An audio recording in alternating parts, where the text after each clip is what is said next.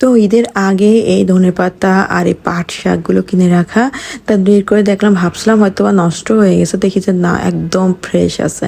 আসসালামু আলাইকুম, কেমন আছেন সবাই? আশা করি সবাই খুব ভালো আছেন। তো পাট শাক দিয়ে ভাবলাম যে ডাল রান্না করি। আর এই দেখলাম একদম ফ্রেশ হয়ে আছে, মানে আমি ভাবছিলাম হয়তো বা ফ্রিজে এতদিন রয়েছে, তো হয়তো পচে গেছে শাকগুলো বা শুকায় গেছে, এরকম একটা কিছু। তো দেখলাম যে না, মনে হচ্ছে আজকেই কিনে নিয়ে আসছি না। আর পাট শাক ডাল দিয়ে আমার বেশি ভালো লাগে। পাট শাকের ভিতরে কিন্তু দুই ধরনের আছে, একটা তিতা লাগে, তো এটা বেশ ভালো, এটা একদম ওরকম না, চিনে কিনতে হয় আর কি। তো এখানে যে বাঁচাবাচি আসলে শাক, অনেক ফ্যামিলিতে বাঁচার ভয় কিন্তু শাক খায়ও না, ভালো করে বাঁচেও না। আর এই বর্ষাকালের সময় শাক খেতে আসলে ভয় লাগে, আর মনে হয় পোকামাকড় বের হয়ে যায় বা কিরকম একটা লাগে না গায়ের ভিতরে। তো এই হচ্ছে কাঁঠালের আঁঠি। তো আজকে কাঁঠালের আঁঠি দিয়ে রান্না করব গরুর মাংস। তো এখানে আমি আদা, রসুন আর পেঁয়াজটা আস্ত দিলাম। এটা হচ্ছে মহরি, এটা হচ্ছে শাহি জিরা, এটা সাদা গোলমরিচ, কালো গোলমরিচ, আস্ত এলাচ, এটা হচ্ছে স্টার, এটা হচ্ছে ওই যে আস্ত এলাচটা, এটা হচ্ছে আপনার ফলটা, আর এটা হচ্ছে ওই যে যা থাকে আর কি, সব কিছু দিয়ে এখন আমি সুন্দরভাবে একটা ব্লেন্ডারে ব্লেন্ড করে নেব।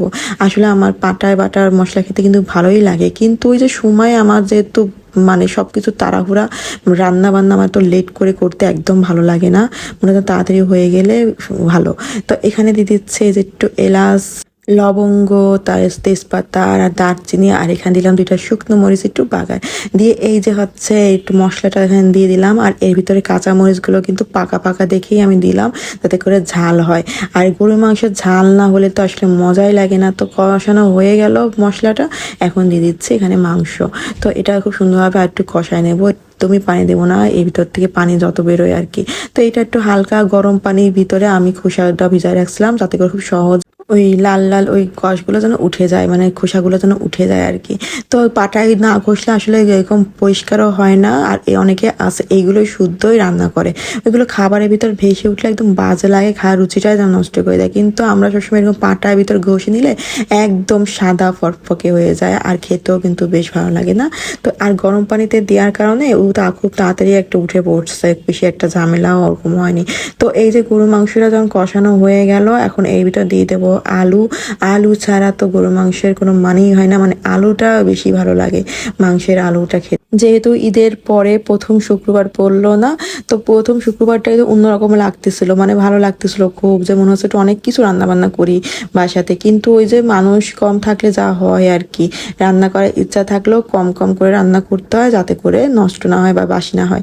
তো এখানে দিয়ে দিচ্ছি কাঠের আঠিগুলো এখানে দিয়ে খুব সুন্দরভাবে আবার একটু কষাই নেব, মানে যেটুকু পানি আছে আর কি, ততটুকু পানিও কষানো হয়ে যাবে এর সাথে। আর আমি পাশের চুলোতে রাখছিলাম গরম পানি, তো এখানে আমি গরম পানি অ্যাড করব, ঠান্ডা পানি একদমই দিব না, কারণ কাঁঠালের আটিটা আবার খিট পড়ে যাবে, মানে একদম শক্ত শক্ত হয়ে যাবে না। তো এই জন্য এখানে গরম পানিটা দিলাম। আর রান্নাতে গরম পানি দিলে যেন মনে হয় আমার রান্নার চেহারাটা আরও বেশি সুন্দর লাগে, মানে ঠান্ডা পানিতে কেমন একটা হয়ে যায় না। তো এই যে হয়ে গেল আমাদের একদম মাখা মাখা তেল উঠা উঠা রান্না।